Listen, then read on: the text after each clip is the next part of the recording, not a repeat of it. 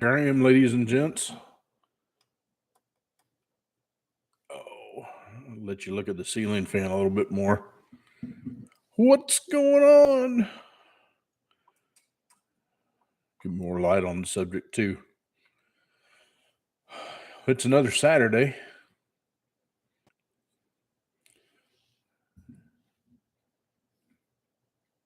Foxy. Hey, what are you doing?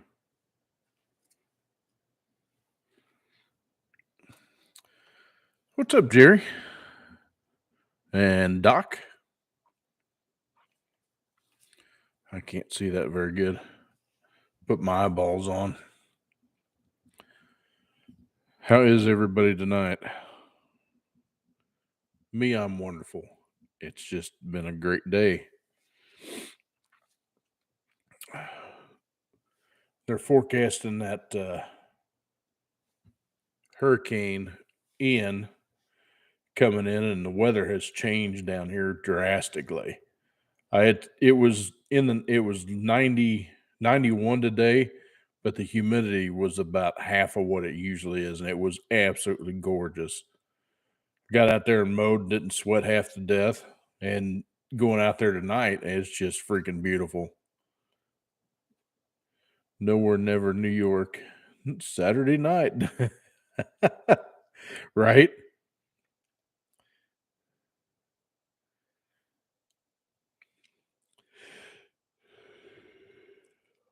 Talking to Bill about his transmission problems. Oh, there's been a lot of them. And I welcome it. You guys like to chime in and ask me questions on some of the videos, and that's great. Um, I try to help you whichever way I can. Because, like I said, it's something I really enjoy. I enjoy teaching. I enjoy spreading the knowledge. Because Lord knows I'm not going to be able to use it forever.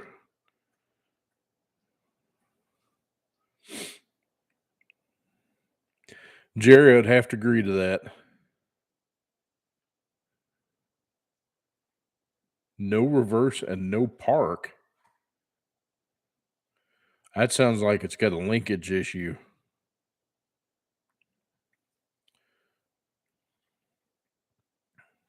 Is that a 3/4 ton, Jerry, or is it a half ton? Is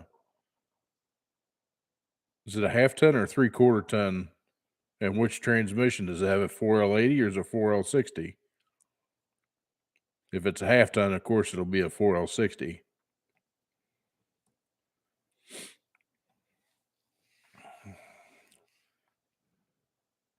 Got the citation gone after 4 days, mate. No kidding. Wow. Speaking of which, it's hard to keep this a secret, but keep an eye out for a video coming up. I got a surprise for y'all. And some of you are going to really hate it, and some of you think it's probably the coolest thing there is. But you'll have to wait for the video because I'm not going to let it out here.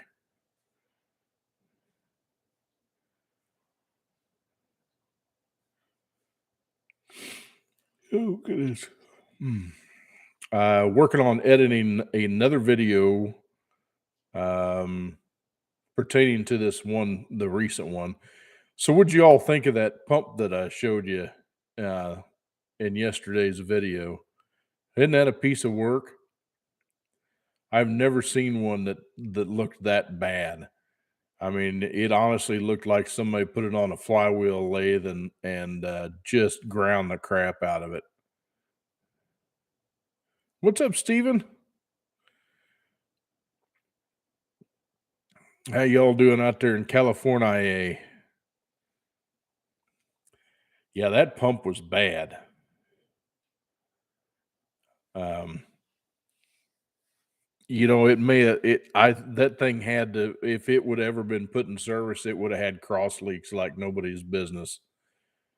It would have kind of seeped and weeped out of every possible. Of course, it wasn't put together right, and that's why it was wedged in that case like that. Stephen, I'm fantastic. It's it's been a kind of a lousy week at work, but you know, made it through. I didn't do one ticket today.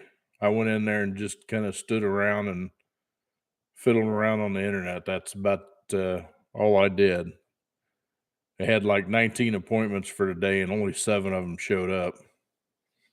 So all of us did a bunch of standing around. There was 4 of us there today.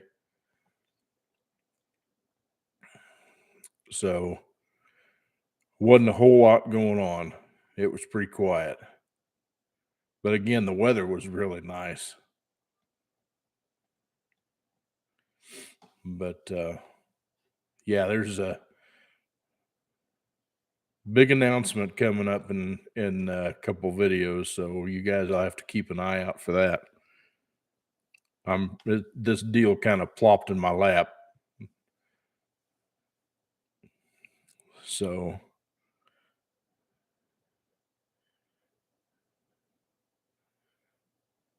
well, yeah, I do, Mike. But as slow as it's getting, it's got me a little on the concerned side because I feel that maybe I'm one of the employees that's kind of disposable. I don't know. I don't know how much I mean to the company. I've been there 5 years, but I don't think your length of time at a job anymore has much relevance. I really don't. So we will have to see. But I got some okay work last week. It wasn't nothing to write home about.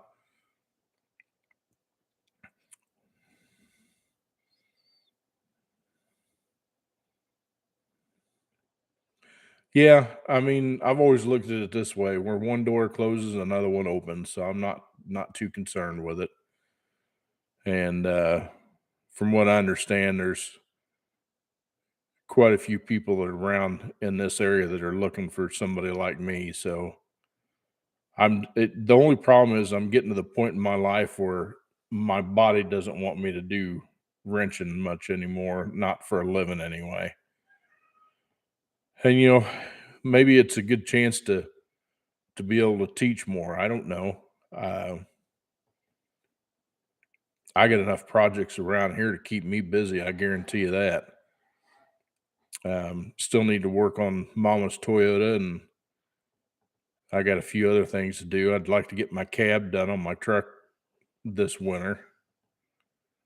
I'd also like to get something going on Scarlet, but we'll have to see. Just welded it shut. Being the old Dukes of Hazard get up, I say.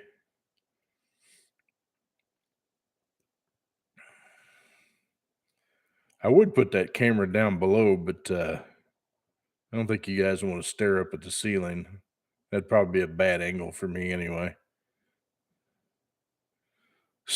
Stock car go through the a little harder to do on a truck, Jerry. You're anything like me, you can't get up that high anymore. But yeah, I'm pretty stoked about this deal. Plus, I'll be able to show you something else I've been wanting to do too. So I'm pretty excited.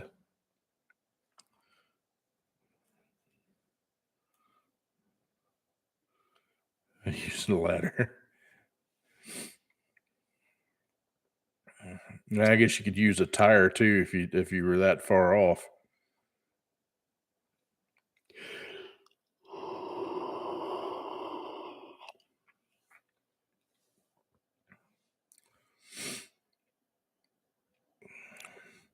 We got to try to keep it kind of clean tonight too, if you know what I'm saying, because I am trying to monetize this video. So I think the super chat is on.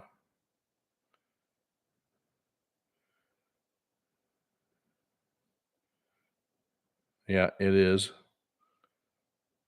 Um,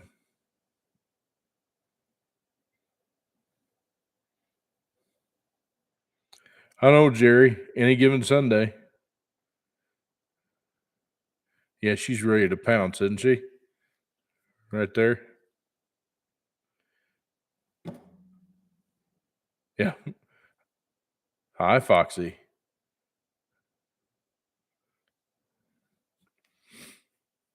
Yeah, the other two are hiding somewhere.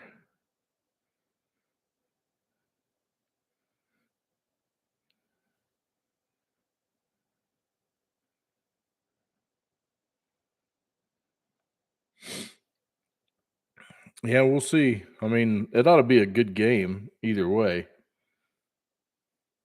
I don't know if I'm going to have time to watch it. I got, like I said, I got so much stuff to do. I got a faucet I still need to put in the kitchen here. It's been leaking for a while, and I got a new one that was way overpriced. But I'm glad I did because it went up even higher. And to me, I think it's $100 faucet, and it was 179 when I bought it, and I think it's 239 now. It's ridiculous.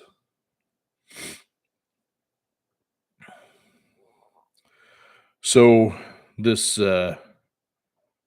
transmission I'm getting ready to build, if the guy goes ahead and approves it, it's going to have a few Sonics goodies in it, more than I usually do. So I mean, you guys might want to look at that, watch that one too.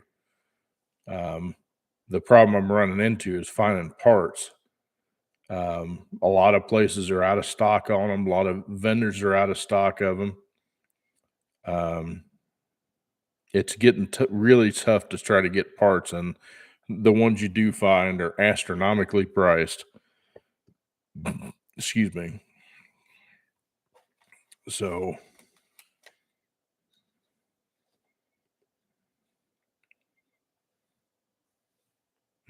Stephen, one of these days,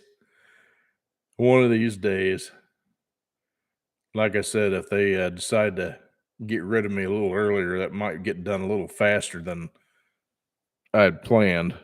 But my weekends have been pretty full, and trying to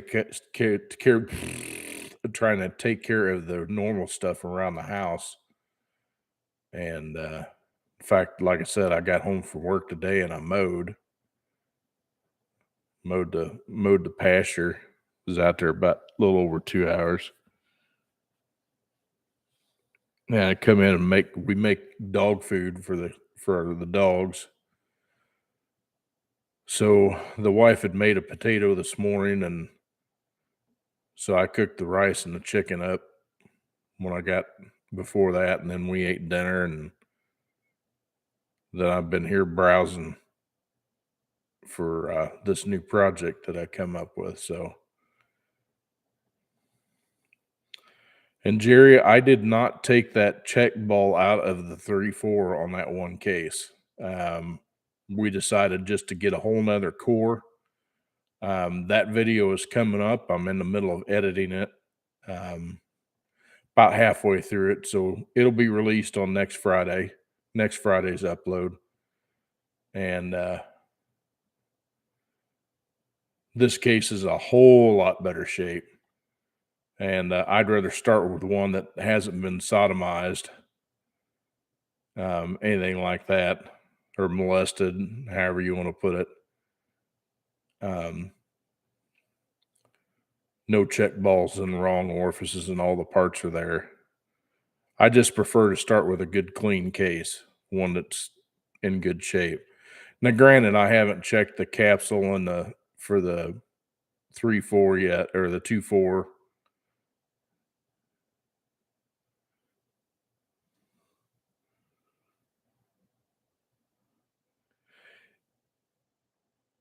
I haven't had a spaghetti sandwich, and I don't know how long, but I've had that.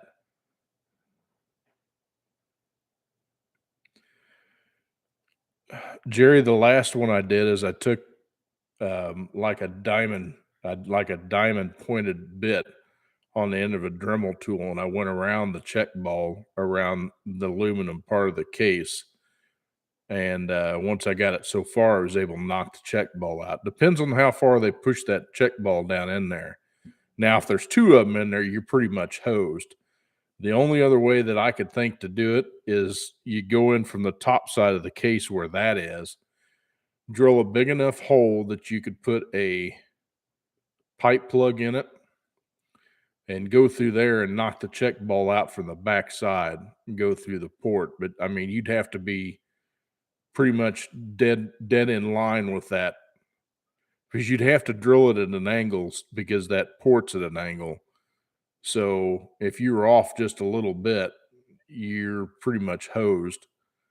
So that was the other way that I could think to get that out of there because I mean, I tried blowing it out and it's in there good, so it's not coming out. Yeah, pretty much grind around it. Well, the problem with doing it that way, you're better off to if you don't want any action on it, you're better off to stack 2 pistons in there and not block the hole off. That way, if you wanna go back and change it down the road, you can. But when you do it this way, you've ruined the case in my point. Now, that being said, CJ's transmission, when I did his, the guy did the same thing, but he put the check ball on the inside, and that's what I did with it, is I got around that check ball and, pretty much loosened the aluminum out till I could get that check ball out of there because it doesn't really have to have, super clean flow, it just has to be able to flow, and it's worked perfect ever since. He's still driving the truck, and, it's good shape, so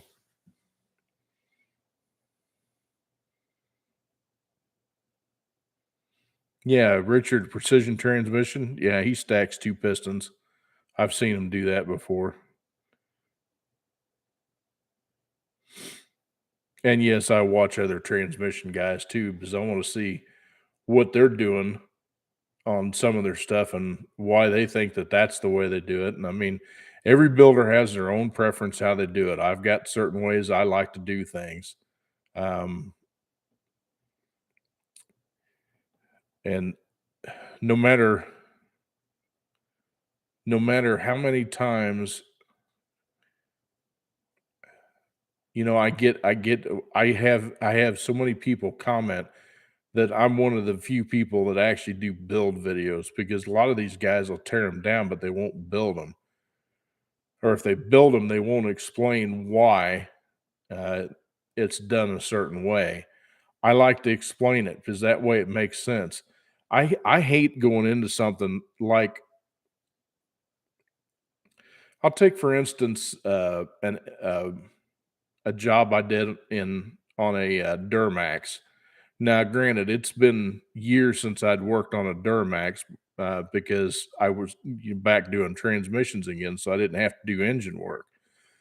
Well, I had to reseal a rear housing on a flywheel housing on a Duramax, which is a rather involved job. There's a couple seals up there, and anyway, they said you have to remove the upper oil pan. I'm like, why do you have to remove the upper oil pan? You just take and slide it out.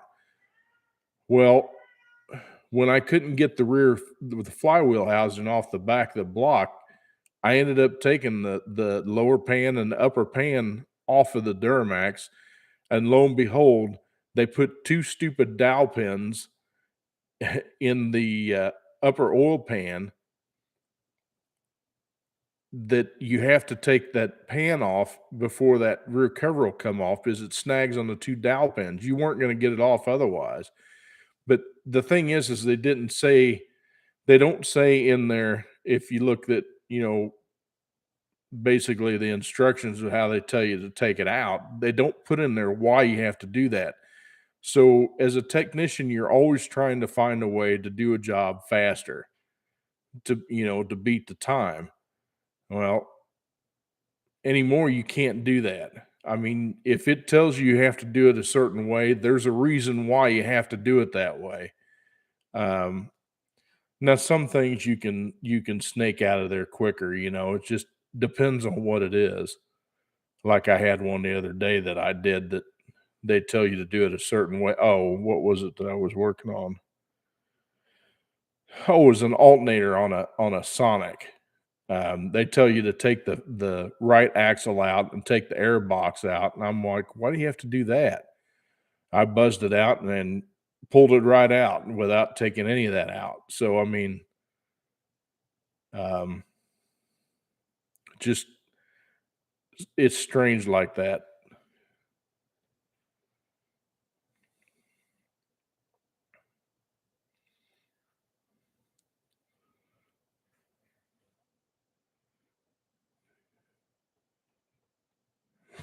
Hey, they got to do the big F ups. Yeah, I don't have that luxury. You know, we wife and I talked about something the other day that had to do the same deal, and I was like, you know what? I know it would be faster to have somebody else do this, but if we have the capability, and because the costs are so high on everything, we need to try to do it ourselves, you know, and try to figure it out. Um, there's certain things I won't do, like we've decided to put our RV back in service. I think I've got the leaks repaired on the roof to where it's not leaking anymore. And the only problem is it's uninsurable until the roof actually gets fixed by the repair shop and done right. But um, whatever you pull behind your truck that is insured is covered by the truck insurance. Now, that doesn't say if it's sitting there and a tree falls on it, you know, we're SOL. I mean, that's just what it is. You know, we'll be out. But anyway, so, you know, we'll try to fix what we. The cat's playing with a cabinet door in the bathroom. Here she comes. She's like, she heard me. So yeah. So if we can figure out how to do it ourselves, we got to do it that way. Just it costs too much to pay somebody to do it. It may take longer to get done. I mean, if it's something that's pressing or it's an emergency or something like that, that's another story.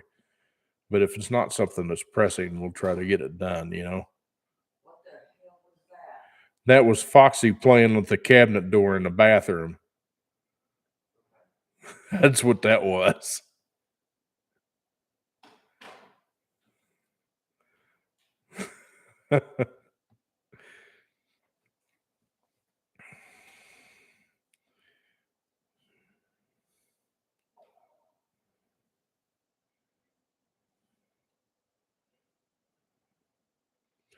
You know, the only salvage yard that we got down here that you can actually go and pick your parts down here is an LKQ, and it's a crap yard too.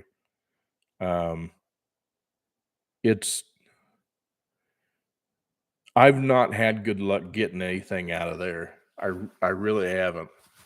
You know, I found a tune port set up one time, you know, an upper plenum and a couple other things, and they wanted something stupid like $175 for that thing. I'm like, "Are you kidding me?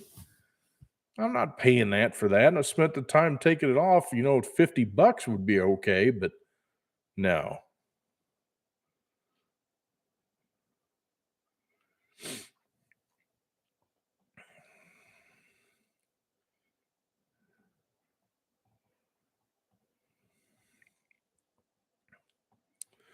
Man, I want to so talk about this project, but I can't. I'm not yet. I want to get the video out first.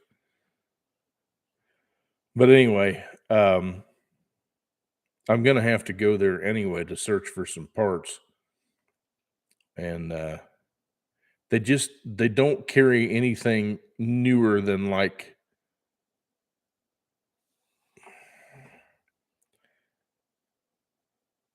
I'd say the newest thing they got is 18 years old. Let's put it that way. I mean, they don't put new enough stuff out there to where people can get, you know, off the new stuff.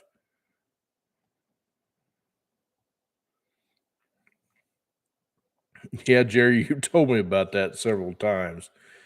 Poor girls, you confuse the heck out of them. But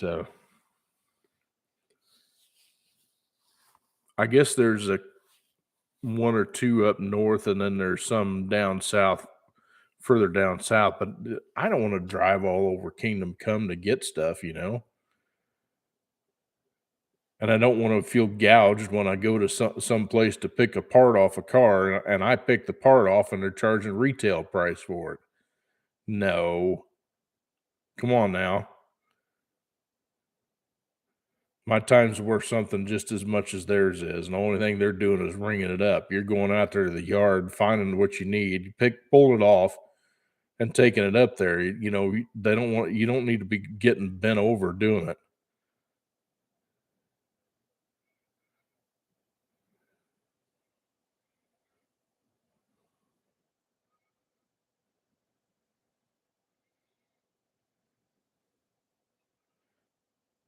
Wow, see, that's just the opposite of this uh, pick and pull down here. You can't hardly find anything newer than a like a 2006.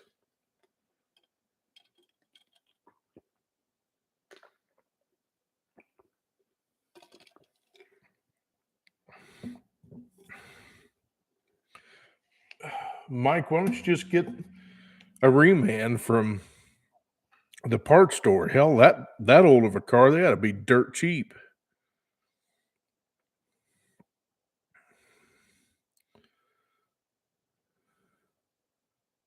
Oh,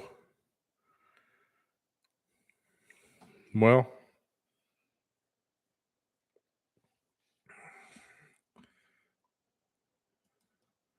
let's look at something here.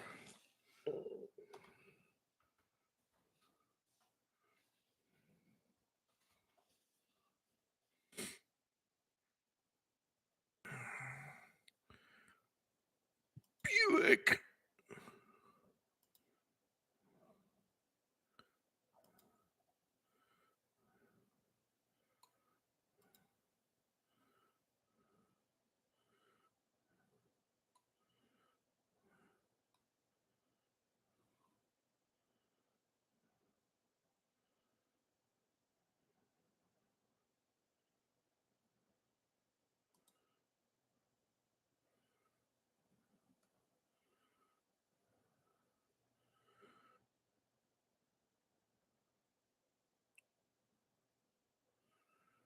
There you go. Mike Rock Auto's got one for $128. That to me beats the hell out of going to the salvage yard and trying to find one.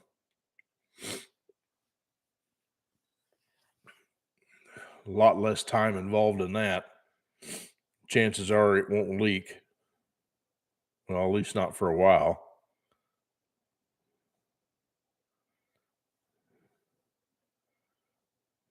That sounds about right. It always goes to the weakest point first. Once you fix that one and seal it up, and then it goes to the next weakest point, and so on and so forth.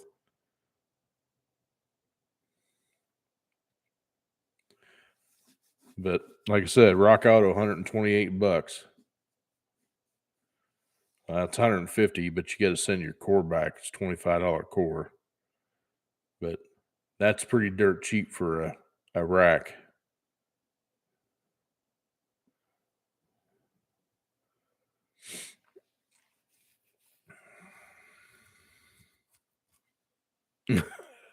I kind of knew what you meant. Get in your zone.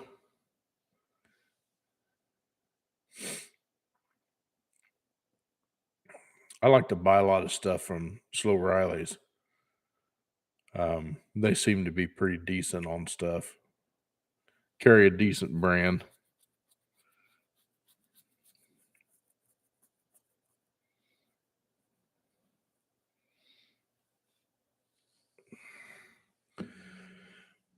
But anyway,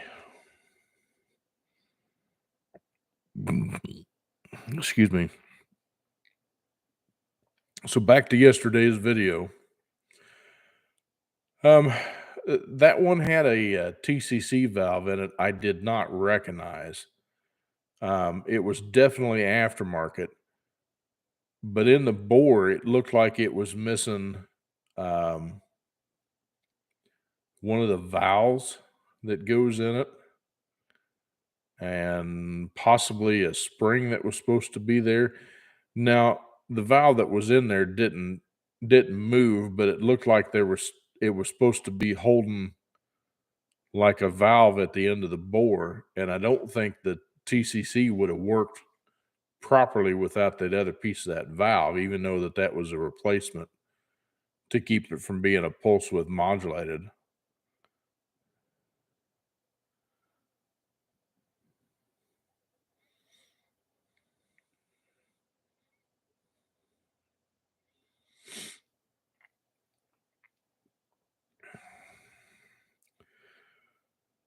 Mike, I think a Buick Century is a W car. If I remember right, the rack is mounted on you know what? I've got the GM parts catalog up. I'll just look it up for you real quick. Again, I was looking on the next project that I can't wait to tell you all about. Century. Yeah, it's a W car. So the steering gear should be on the cradle.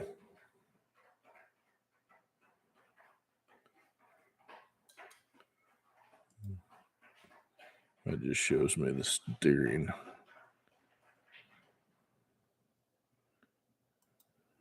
system related.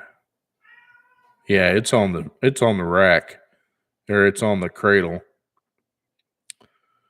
So that's the one that's got the motor mounts that are on the cradle also. If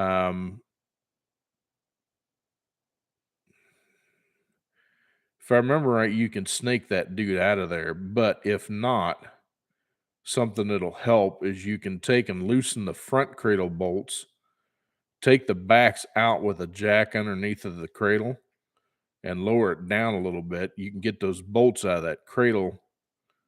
Well, you have to drop it far enough that you can get the steering shaft, the stub on the rack to clear the opening on the steering shaft. So you do have to drop the back of the cradle a little bit, but once you do that, it'll come right out. It's not bad. Been a while since I've done one of those, but you do have to drop the back of the cradle. There's no doubt about that.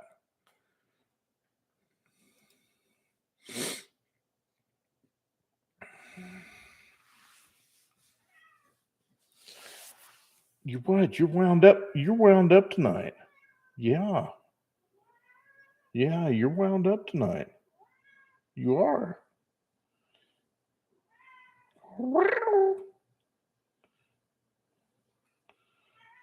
I know.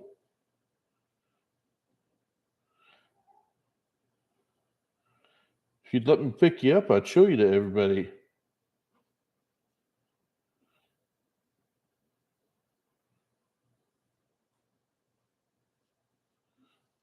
What's the matter? Nobody else wants to play this late at night?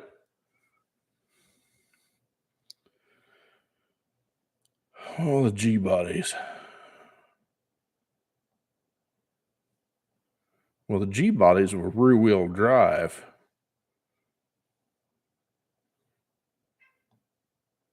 They were steering box.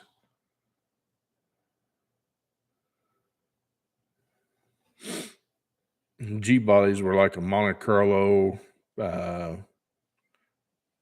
Pontiac Grand Prix, earlier Grand Prix, up to 88. And then they didn't have a G body again, I don't believe.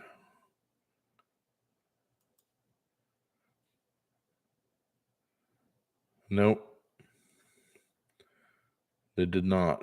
They had the H body, which is a LeSabre, C body, which is a Park Avenue, and a W car, which is a Regal. So the Century and the Regal were both W car chassis. And that was just the way that was just the designation for the chassis. That's what I meant by that.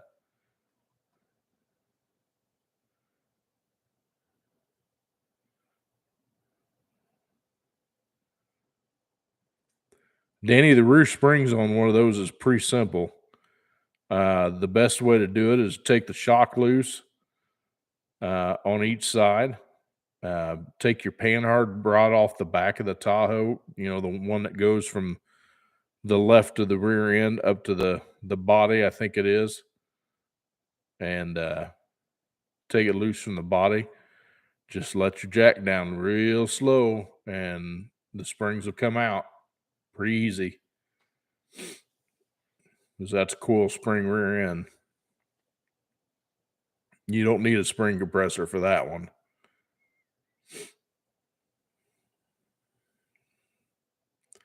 But you do have to take the shock loose, and you to be able to get that dude to drop down far enough. And like I said, I usually leave the drive shaft attached and all that stuff.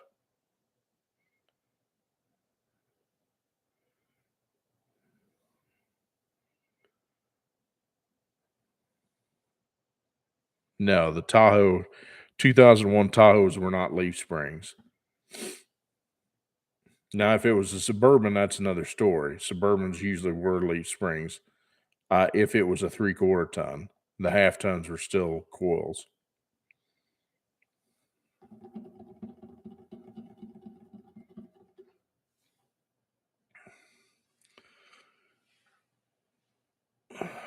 Anyway, man, I put it out there. I was going to be here online, and I thought I would get more of you folks in here, but doesn't seem like that's the case. I don't know if the thing doesn't show up that I'm going to be on, or what the deal is. I know a couple of people seen it because it said there was 2 of you waiting, but absolutely, Danny. Thanks for stopping by.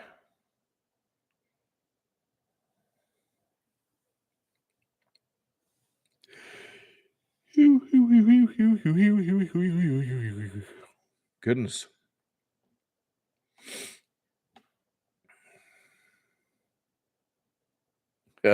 Jerry, I got enough of them tore down in my shop right now. I buy those bins from like Lowe's or something like that. The black plastic totes with the yellow lids. I buy those, and that's what I use to keep my transmissions separate. I put all the parts, all the small parts in a Folgers coffee can, and all the big parts in those tubs, and I put a lid on it, keep the dirt and the dust and stuff out. Because unfortunately, my shop is not completely sealed. So once I start building one, I make sure that everything's covered up and sealed up, so I don't get any dirt in it.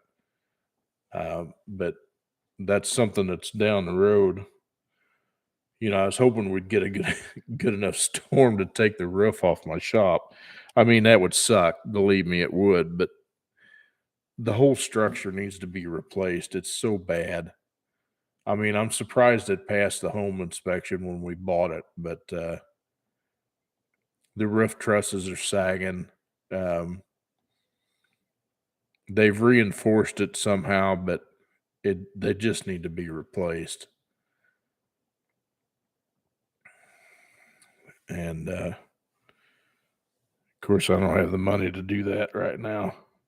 I got a quote from a company that to have them do a little bit of electrical work too, and they were astronomically high. They wanted like $55,000 to fix that. I'm like, are you kidding me? I said, I see that being maybe a $25,000 job, maybe that, but not. It only cost me 14 to put a roof on my house. So, and they had to replace some couple pieces of sheathing, but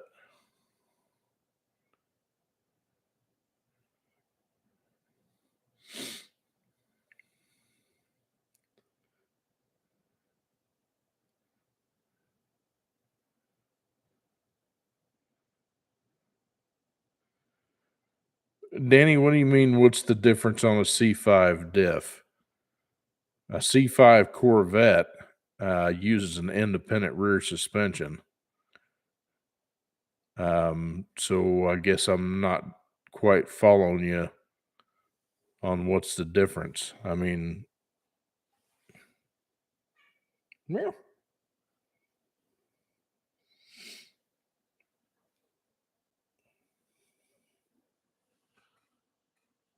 you ain't got enough fat there to be able to pick you up that way.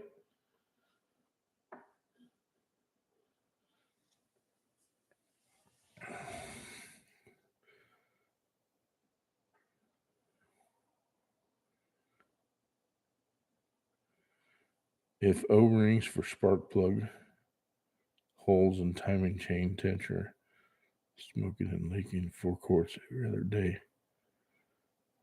Good Lord. 4 quarts every other day. That's a lot of stinking oil. Is it actually leaking that bad?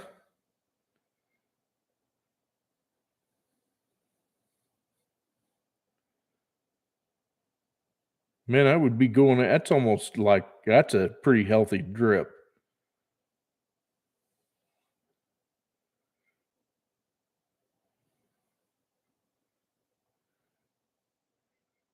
Good night. That thing got a ton of miles on it or something, Mike?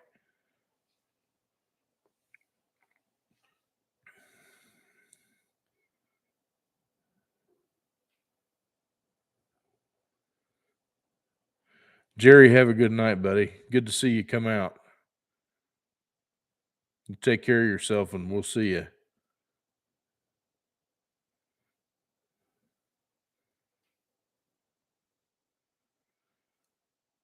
Well, I mean, 285 is quite a few miles on a 1.8 Corolla, so I mean, it's quite possible. You probably need a re-ring job, and either that or maybe just the rings are stuck just from carbon or something like that. Um, that's pretty bad. That's a lot of oil.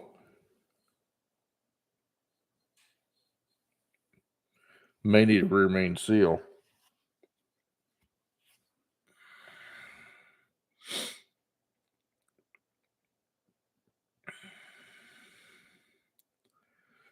'97 to 04.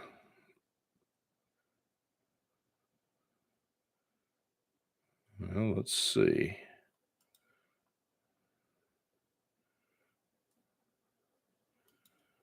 Chevrolet.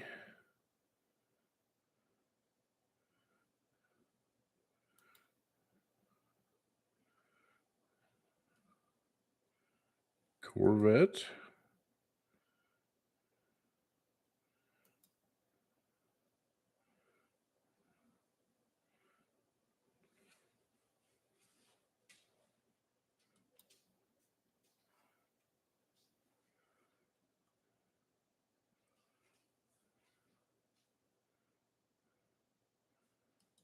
'10.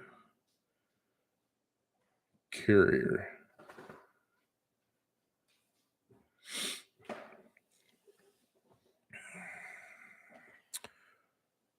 Danny, 97 to 2004 with a 315 ratio is the same carrier.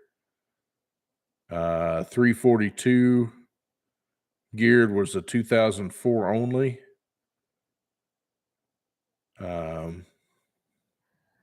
Well, I take that back.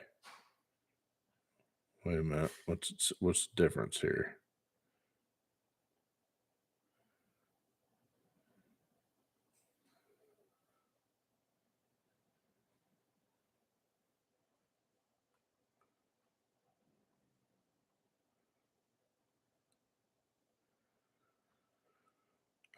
The manual one is different.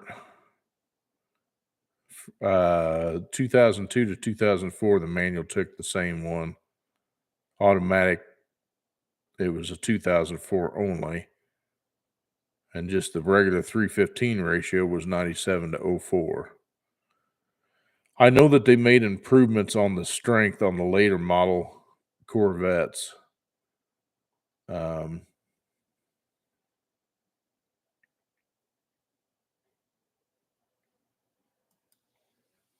Buster. So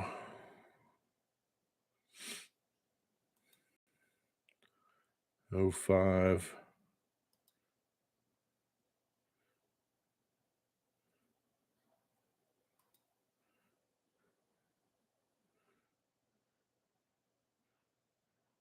Differential.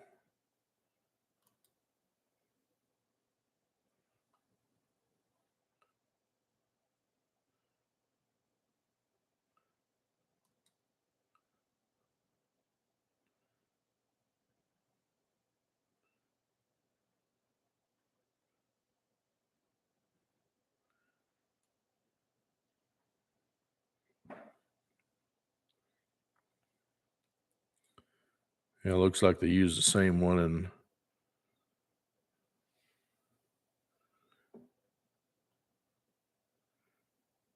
2005 also. It's not giving me a part number because it's discontinued from GM.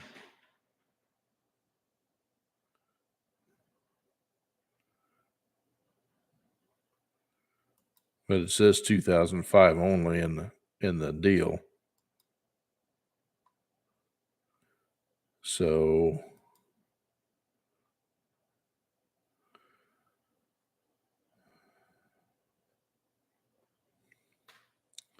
C6, they ran that one all the way up until what, 2012?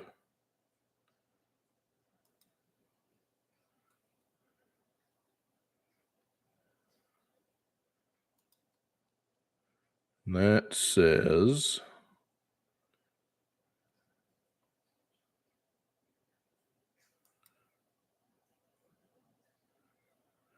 yeah, that was the year they started using the oil cooler.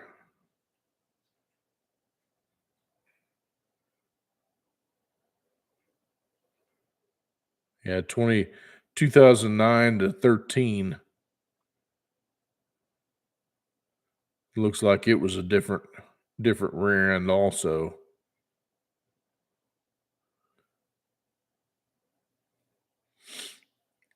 So I think 2014 was designated to C7.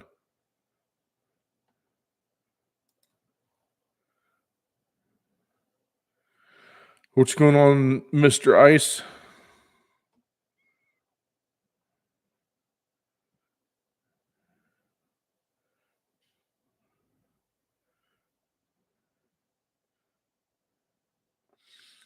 Mike, what I did anymore, and I was worried about that too, is getting the package bandits. I just have them delivered to work. I mean, that just seems to be the easiest way to do it. And being as it's a shop, if it's anything big anyway, we've got a fork truck there. We can pick it up and put it in the bed of the truck anyway. But it's easier just to have the packages delivered there because if the wife's at work and they come while we're gone, it's the way things are going, people are hurting and they're gonna swipe stuff. I mean, that's just they may swipe it to get a little bit of money to so they can make ends meet, or if they got to buy groceries or something. I mean, it's just the way it is.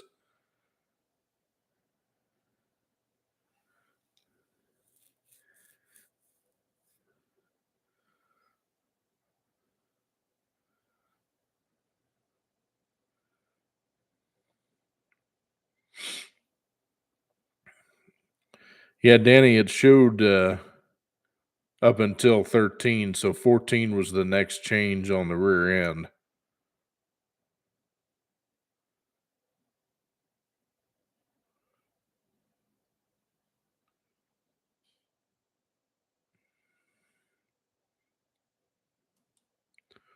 It's hard to keep up with that stuff half the time.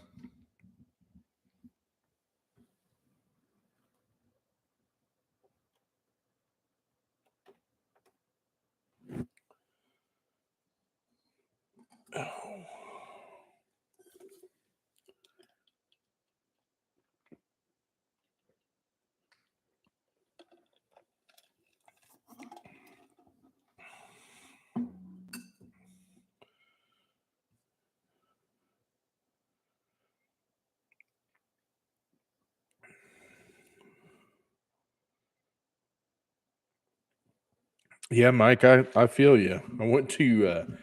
I was so mad. I went to Walmart the other day, my least favorite place to go. Went to Walmart. My item count was 23 and it was $229. Big old 40-pound bag of dog food was like $55. Frozen fruit was stupid money. Just everything's just astronomically priced. And, I feel sorry for the folks that really didn't have a whole lot to begin with, and they're trying to make ends meet, and they're struggling with it. Um, I, I'm like you. I'm pretty blessed that we've got what we have.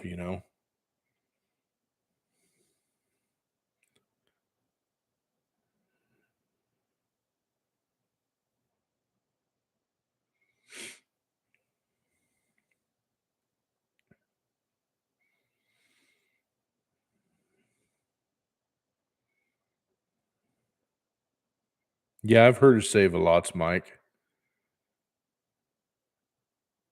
Danny, what particular are you looking for? Um, are you looking for just the case? Or are you looking for the whole differential, or what?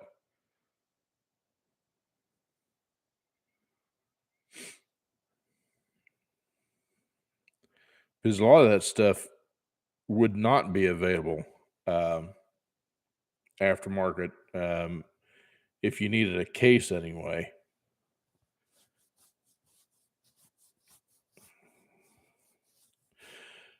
I don't know what you otherwise, excuse me, other than finding one that's been wrecked and getting one used.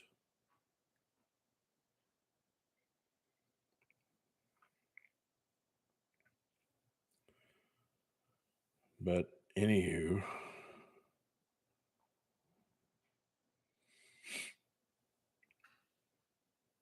I know they made changes on the Camaros too. Um, they had problems with the first models of the aluminum rear end that the Camaros had.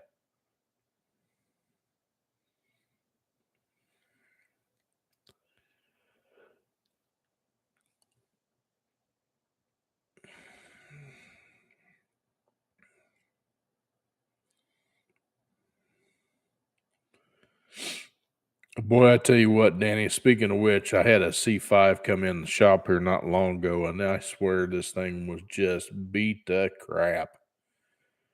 The C5's the one still got the pop-up headlights.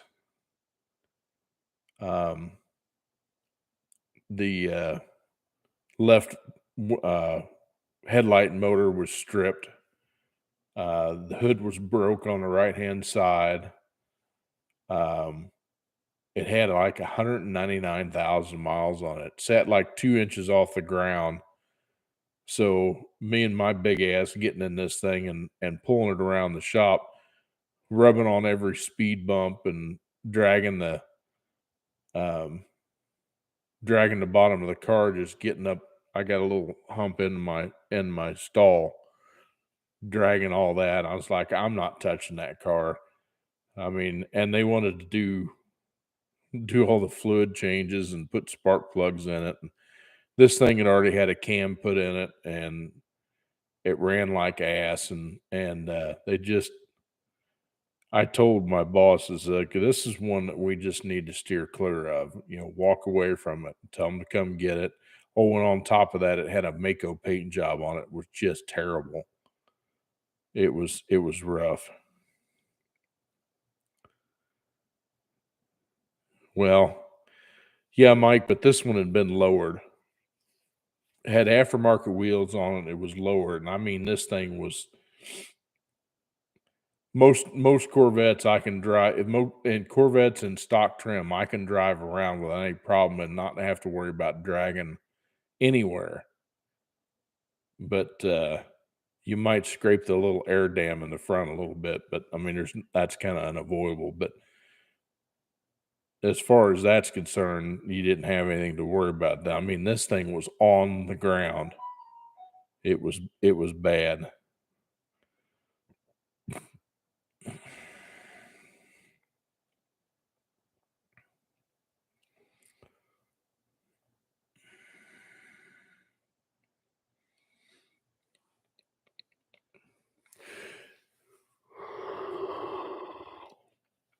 I've probably seen that one, Mike. Um,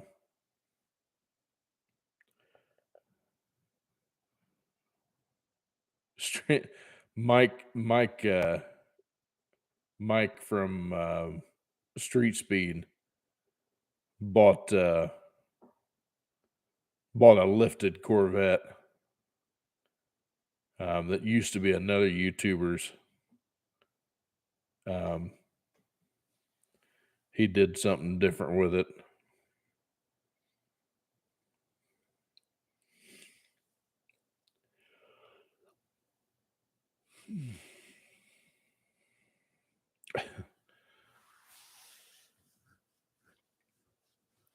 There is a video that's going around on TikTok right now that it pops up on Facebook and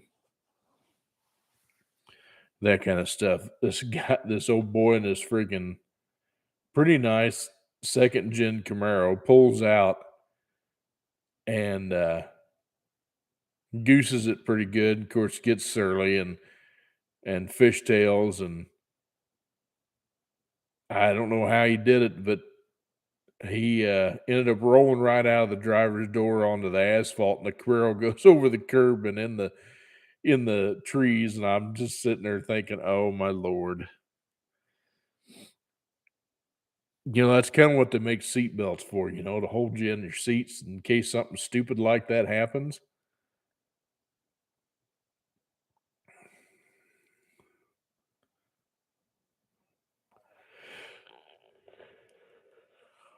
A lifted 91 Camaro. I bet that was interesting. It had to have a straight axle. It had to have it been sitting on a frame. Somebody put it on a frame. That's funny.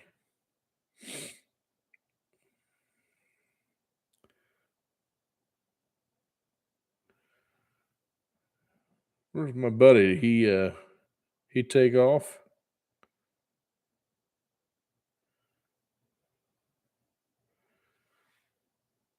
Steven, you just kinda out there listening, or did you bug out already?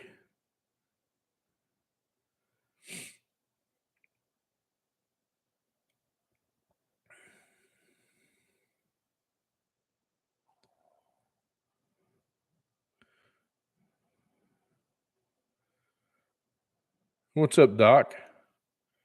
How are you? I guess we lost Steven. He's been kinda quiet here lately.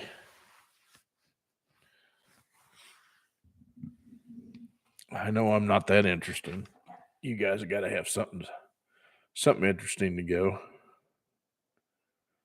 Oh, we're hanging in there, doing the best we can with what we got.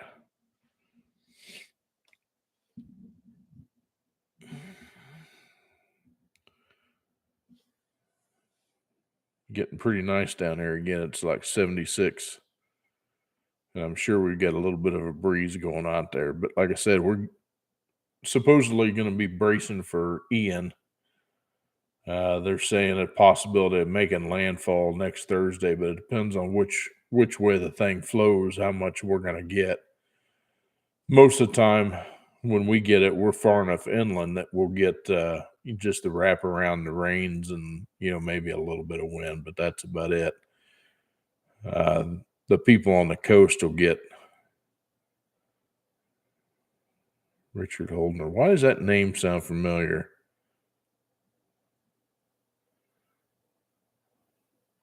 Oh, that's um the dude that does all the dino stuff.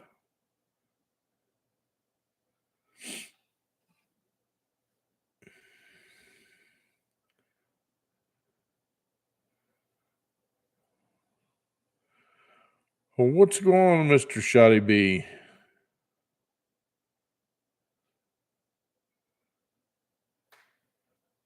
Haven't seen you on the channel before. Welcome, welcome.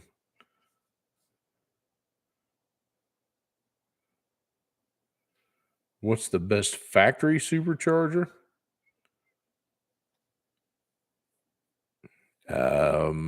Just about any of them are really.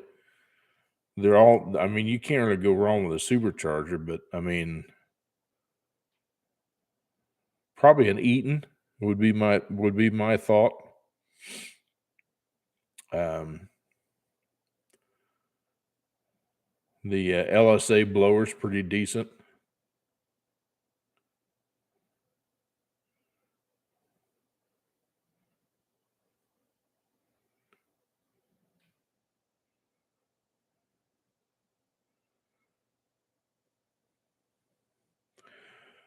Well, Shawnee, on the old IROCs, the temperature switch on those uh wasn't set to come on before 220 degrees. Usually one of them was ECM controlled, but then they had a fail safe for the second one that was on a temperature sensor that was on the driver's side cylinder head, and it was set to come on like 235. Stupid hot.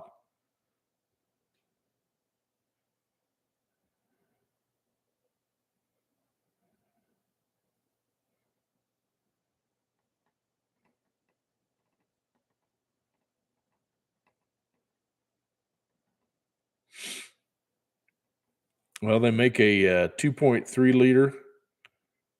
I think they even make a 2.9 liter blower now. Um,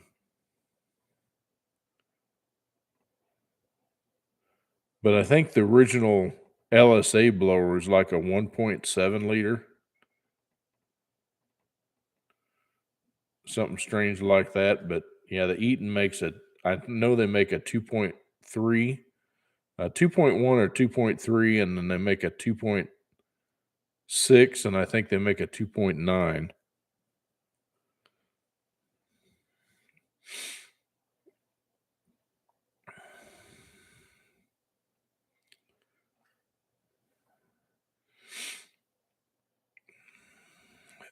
Shoddy, also on your Camaro, if you want to test a fan or test the primary one anyway, you can cross the A and the B terminal on the data link connector down there like you're going to check codes.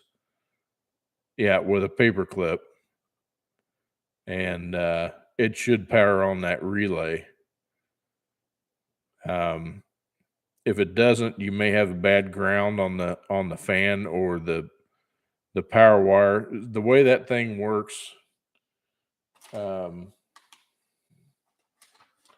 I don't think I got that manual in here. I think it's out in the shop. Yeah, I think it's out in the shop. But anyway, um,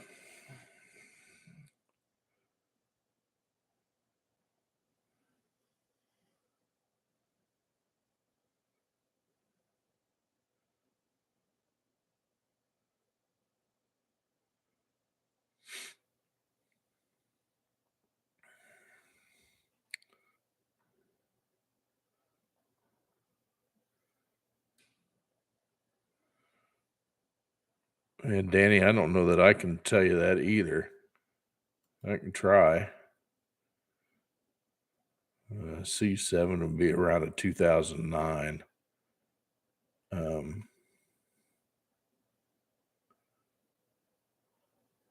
Oh, C7. C7 would be a 2013 or 2014.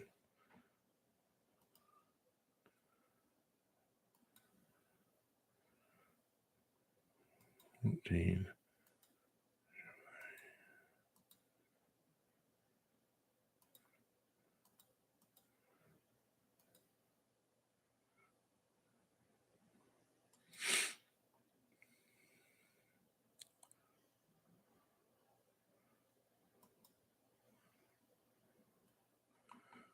Nope, because that's just the LT1. It'd have to be an LT4, so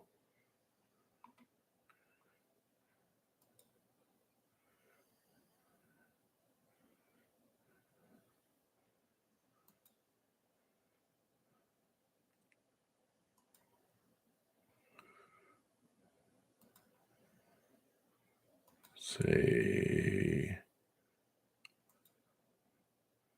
let's say 17 Corvette.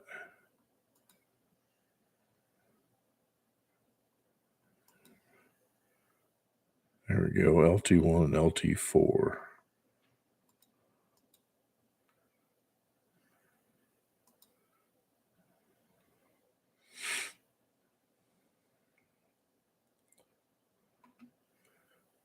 I don't think it's going to tell me either.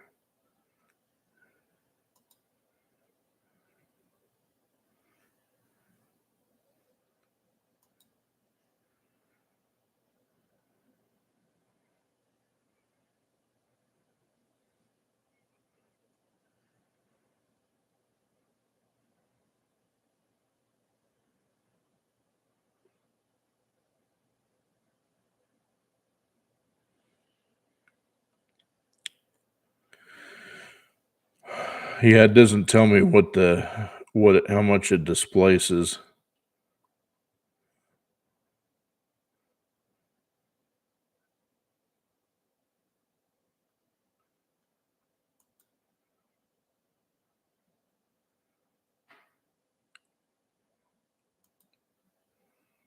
I don't know if there's another way I can look that up or not. Specifications.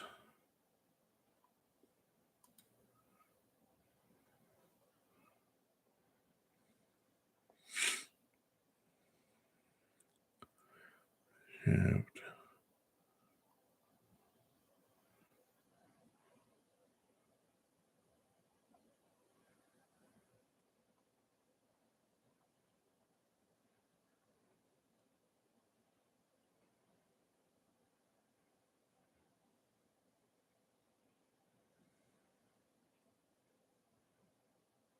Nope, it doesn't tell me.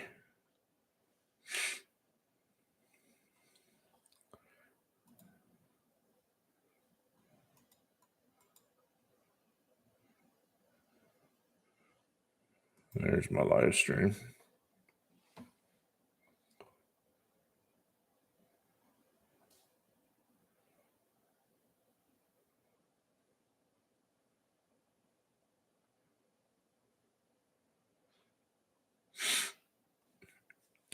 Yeah, Shada, I would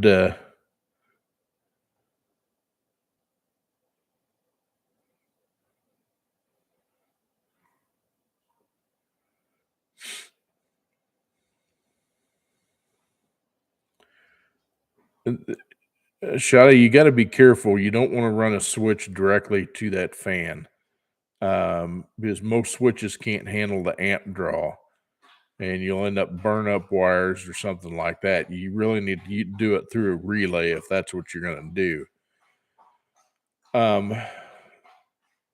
I can't remember if that switches the hot side.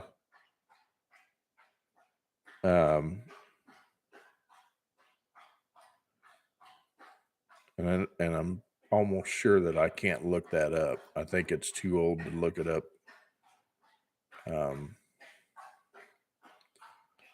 Here, let's try this.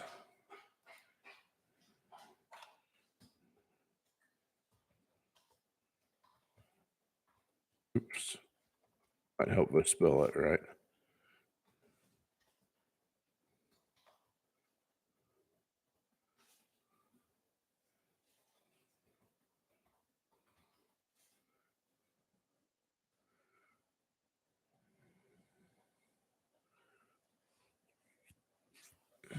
All right, let's see what we got here.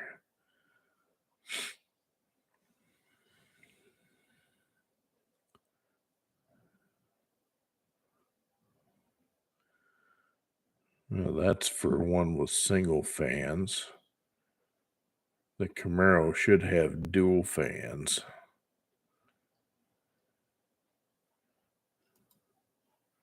That's a Corvette. Okay, what do we got here?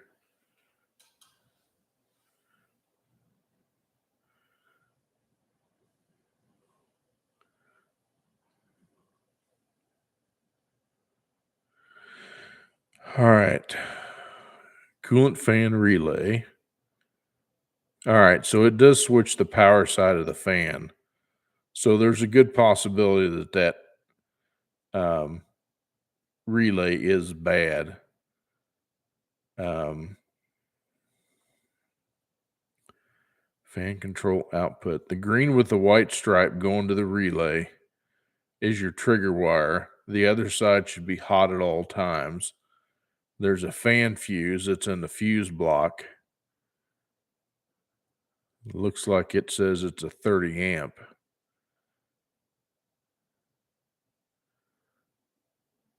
And then it's got a fusible link that supplies the other side that's hot at all times. So it's possible that the fusible link could be bad too. If you find the relay, the red wire should have power on it at all times, even with the key off. So it should have direct battery power to that relay, the red. And then the black with the red stripe goes to the fan. And then, of course, you got your black on the other side that's your ground. So double check, make sure you get a good ground for the fan. Unplug it and make sure you get a good ground for the fan. And then check your red wire going into the relay. You should have power there all the time. When you cross the diagnostic connector, it should close that circuit on the relay if it's working right, and let that electrical pass through that relay into the fan. So maybe that'll help you some.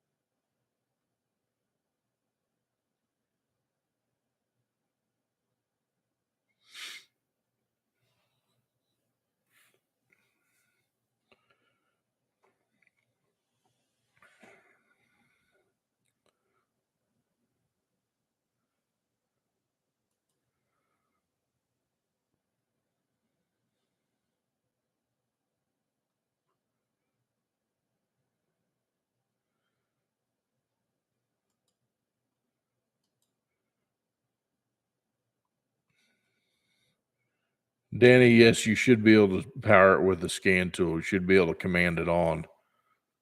But that's the same thing as crossing the terminals and with the paper clip, because that puts it in diagnostic mode and automatically closes that relay if it's working. But if you're in a quiet area, you should be able to hear that relay click.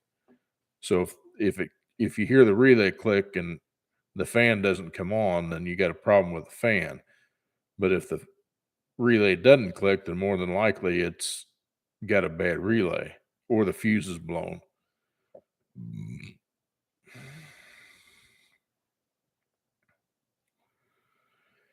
Well, Mike, you can't use those on the old F-body relays because they're the big oval relays. They use those big heavy-duty relays on them since they carry all the power. for those fans, and they're like 30 amp relays. So those switch ones won't work with those. I know what you're talking about because I've got a set too, but they won't fly with those.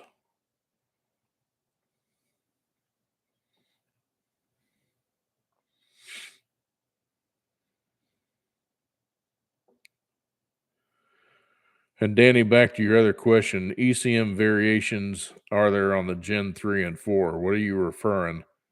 And to ask about ECM variations, I would not have a clue on that. I don't get into the programming side much on that in depth, so I wouldn't be able to answer that question.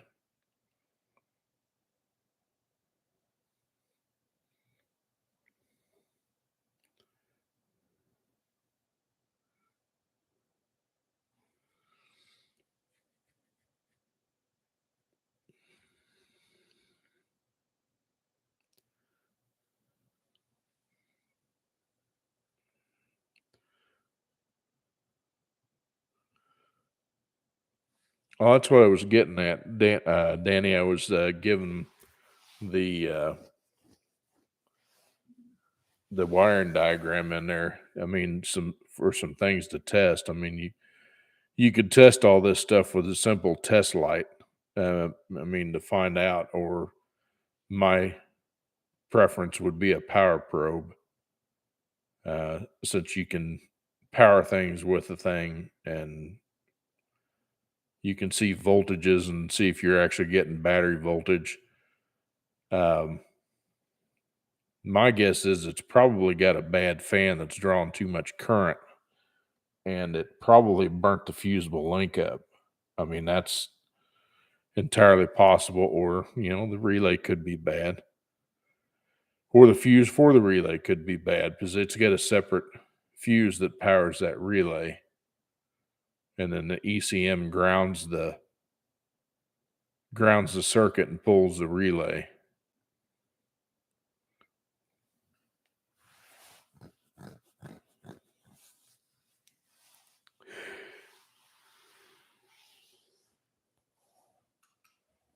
Hmm.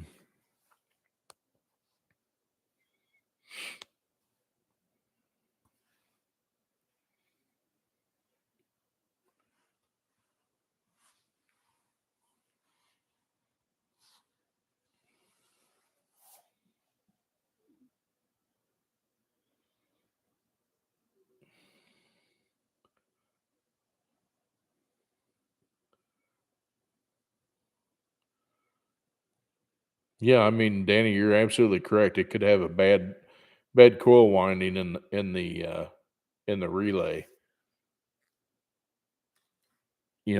Those old oval relays were heavy duty, but they still failed because the efficiency of the fans back then were not the greatest. They drew a lot of current. That's why half the time it would only run on one, and the AC caused the other one to work.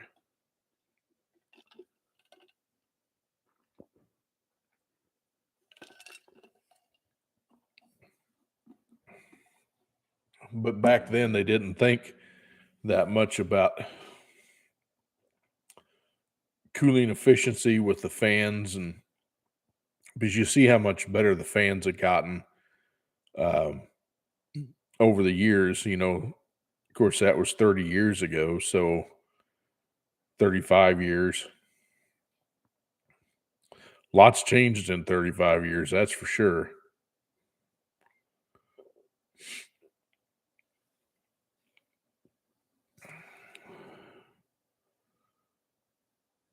But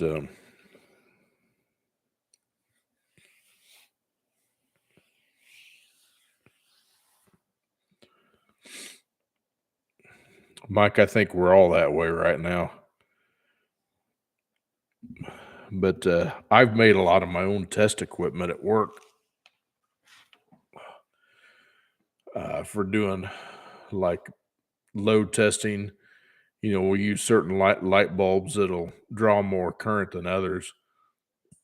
So you're actually load testing a circuit.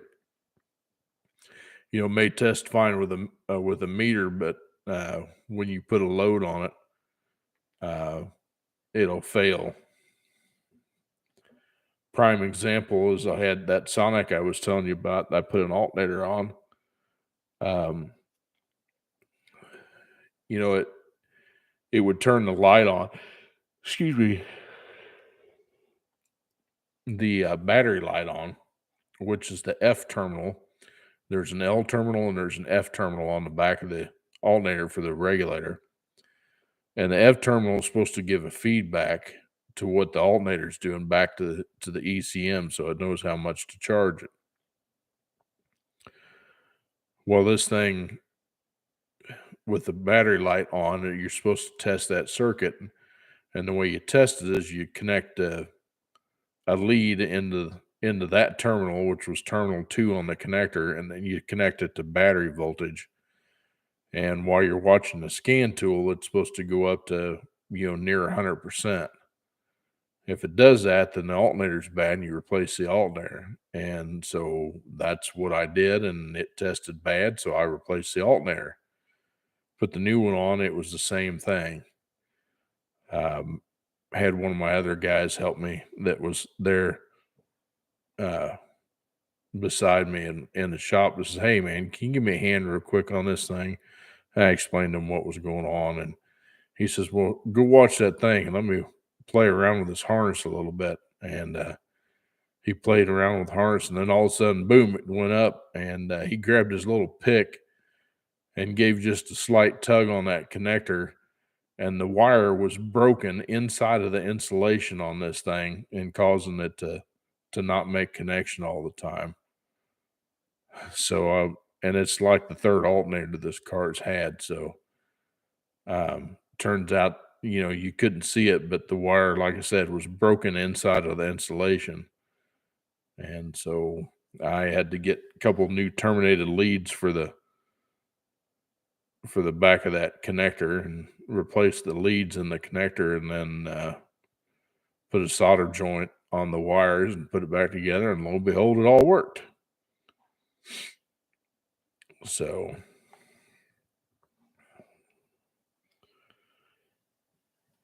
at any rate,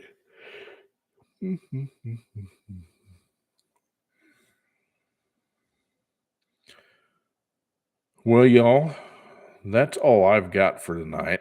I am rather cooked. I'm tired, ready to hit the sack. So I appreciate everybody that came in and said hello and gave me a big thumbs up. I really appreciate it. Um,